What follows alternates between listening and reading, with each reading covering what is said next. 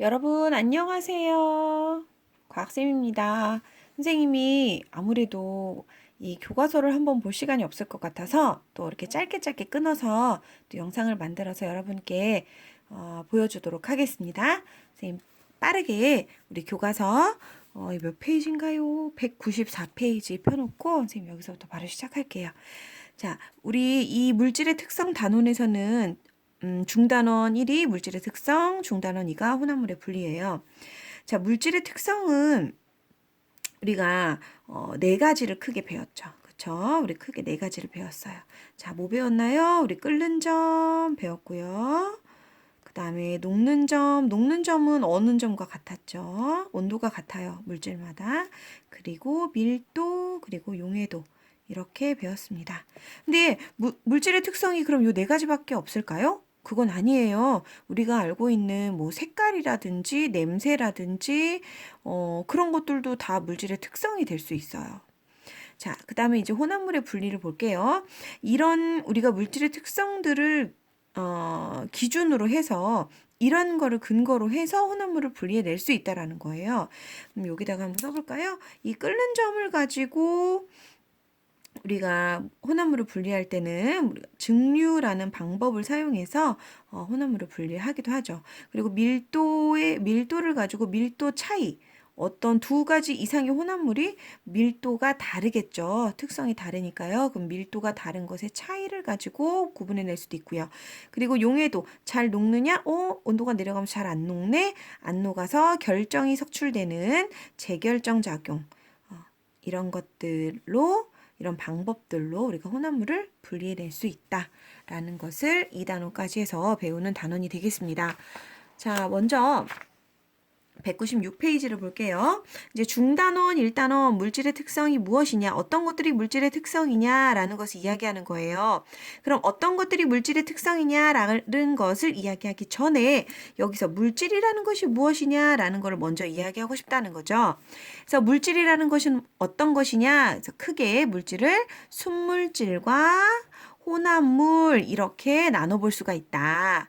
그래서 순물질은 정말 순수한 그 한 가지의 물질로 이루어진 것을 순물질, 혼합물은 그야말로 두 가지 이상의 물질이 섞여 있는 것이 혼합물 이렇게 이야기하면 되겠습니다. 그래서 물질의 종류를 순물질과 혼합물로 나누는데 우리가 이 물질의 특성을 이야기할 때는 이 순물질에 관한 이야기할 때만 이 특성이 해당이 된다. 왜냐하면 혼합물은 이 특성이 맞지가 않잖아요. 혼합물에는 두 가지 이상의 성질을 가진 것들이 있기 때문에 딱 어떤 거다라고 정확하게 무엇이다 이렇게 이야기를 할 수가 없다는 거죠. 이미 섞여 있는 거니까. 그래서 우리가 순물질을 가지고 이 물질의 특성을 이야기할 수 있다. 그러면 이 순물질이 갖고 있는 특성들을 이야기할 때 우리가 세 가지 나눠서 이야기할 수 있는데 끓는 점, 녹는 점, 어는 점 이렇게 하나 세트로 나오고요.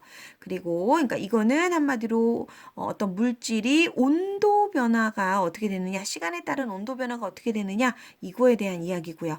그리고 상태 변화, 1학년 때 배웠던 상태 변화 이게 꼭 알고 있어야 돼요. 1학년 때 너희들이 개념이 정확하게 있었어야 합니다. 그 다음에 여기 두 번째는 이제 밀도 그리고 용해도 이렇게 해서 한번 교과서를 가지고 한번 알아보도록 하겠습니다. 자, 먼저 섞인 것과 섞이지 않는 것, 섞이지 않은 것 이런 이야기입니다. 우리는 이미 배웠어요. 이미 배웠기 때문에 섞인 것은 혼합물이고 섞이지 않은 것은 순물질이구나 알 수 있지만 한 번 더 점검해 보겠습니다. 주변에 있는 여러 가지 물질을 뭐 색깔, 모양, 물에 뜨거나 가라앉는 성질 이런 것들도 다 물질의 특성이 될 수 있어요. 근데 여기서 한번 볼게요. 물질을 어떻게 구별할까? 자, 물질의 특성을 알기 위해서 이제 물질을 한번 구별해 볼 건데요. 이렇게 두 가지로 나눴다는 거예요. 공기, 주스, 암석 한 그룹. 헬륨, 설탕, 물 한 그룹 이렇게 나눴다는 겁니다. 자, 여러분 공기는요 이미 너희들 다 알고 있듯이 이산화탄소도 공기에 포함이 되어 있고요. 그 다음에 제일 많은 질소도 포함되어 있고요. 산소도 포함되어 있고요. 그리고 뭐 헬륨도 포함되어 이런 여러 가지들이 다 포함된 것이 공기예요. 자, 주스는요, 물도 들어있고요, 기본적으로. 달게 하기 위해서 설탕도 들어있고요, 뭐, 오렌지 넣었으면 오렌지도 들어있고요. 뭐 너무나 많은 것들이 들어있겠죠. 뭐 보존료도 들어있을 수 있고요. 뭐 합성 착향료도 들어있을 수 있어요. 자, 암석은요, 우리 1학년 때 배웠죠? 여러 가지 광물들로 이루어진 것이 암석이다라는 것도 알고 있습니다. 자, 근데 헬륨을 볼게요. 헬륨은요, 정말 그 헬륨이라는 원소로 하나의 헬륨이라는 성질을 갖는 딱 하나의 물질이죠. 그 다음에 설탕도 어떤 것이 섞인 게 아니라 우리가 원래 뭐 설탕 이렇게 얘기하지만 뭐 이런 거 알 필요는 없지만 요렇게 하나 어떤 여러 가지 원소들이 하나로 결합되어서 분자 상태로 이제 설탕이라는 어떤 특성한 성질을 나타내는 딱 하나의 물질인 거죠. 물도 보면은 H2O 뭐 수소랑 산소가 결합되어 있지만 이것이 딱 결합되어서 물이라는 성질을 갖는 하나의 딱 분자가 되잖아요, 여러분. 그쵸? 그래서 얘네들은 순수한 물질이다. 자, 여기서도 보면은 공기는 이미 헬륨 이런 것들, 뭐 산소, 질소 이런 게 모인 거고, 질소는 뭐 설탕이랑 물 이런 순물질들이 모여서 혼합되어서 주스가 된 거죠. 그래서 요 가 그룹은 혼합물이고 나 그룹은 순물질이구나 라는 거 구분할 수 있다 입니다. 자, 넘겨서요. 그럼 순물질과 혼합물을 이야기할 때 순물질의 예로 무엇이 있느냐? 금, 물, 산소, 헬륨, 알루미늄 이런 것 등이 있다. 그럼 혼합물은 무엇이 있느냐? 혼합물은 두 가지 이상의 순물질이 섞여 있는 것을 우리가 혼합물이라고 하는데, 자, 이 혼합물에는 뭐 14K 금, 그러니까 그 순금만 쓰기엔 너무 아까우니까 이제 순금에다가 순금 느낌을 내면서 은, 구리, 아연 이런 것들 막 섞어가지고 만든 혼합물. 그 다음에 간장, 아미노산, 알코올, 유기산, 소금, 물 이런 것들이 다 섞여 있는 혼합물. 그 다음에 LPG라는 가스 알죠? 이거는 프로페인과 뷰테인이라는 가스가 섞여 있는 혼합물이라는 겁니다. 그래서 우리가 요 오른쪽으로 가볼게요. 자, 요렇게 한 가지 물질로만 다 이루어져 있으면 이건 순물질. 자, 여기 그림에서도 보면은 이미 여기는 파란색 물질과 노란색 물질 벌써 섞여 있는 것이 눈에 보이죠? 이러면 혼합물이라는 거예요. 그런데 굉장히 균일하게 이 노란색이 퍼져 있어요. 그렇죠? 이게 설탕물이라면 요쪽을 마셔도 달고 요쪽을 마셔도 달고 요쪽을 마셔도 다는데 요쪽 마시면 갑자기 물 맛이 날까요? 그건 아니잖아요. 그래서 균일하게 혼합되어 있으면 균일 혼합물, 아니면 암석이나 흙탕물처럼 흙탕물은 막 밑에 모래가 많이 가라앉아 있잖아요. 이제 그렇게 균일하게 혼합되지 않은 것은 불균일 혼합물이라고 이야기한다라는 겁니다. 그래서 여기서 이 혼합물을 이야기할 때, 순물질 혼합물 이야기할 때 이 그래프가 굉장히 큰 의미를 가져요. 뭐냐면 물과 설탕물. 자, 이거는 1학년 때 우리가 상태 변화할 때 엄청 자세히 배웠던 그런 그래프입니다. 잘 보면요. 여기서 물이다. 그러면 얘는 지금 물로 되어 있으니까 물은 액체죠? 그러면 이제 액체 상태의 물이 서서히 가열됩니다. 가열되다가 100도가 되잖아요. 그러면 딱 요 시간에 언제인지 모르지만 딱 요 시간에 이제 끓기 시작하는 거죠.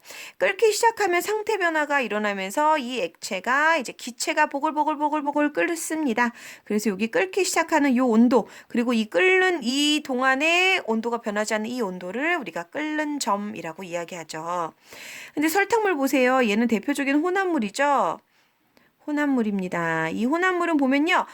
끓긴 끓어요. 근데 쭉쭉쭉쭉 온도가 쭉 올라가다가 102도 되니까 요 시간에 102도가 되니까 그때부터 꺾이네요. 꺾인다는 건 여기서부터 끓기 시작한다는 거예요. 근데 끓고 나서가 문제예요. 끓고 나서 온도가 점점 올라갑니다.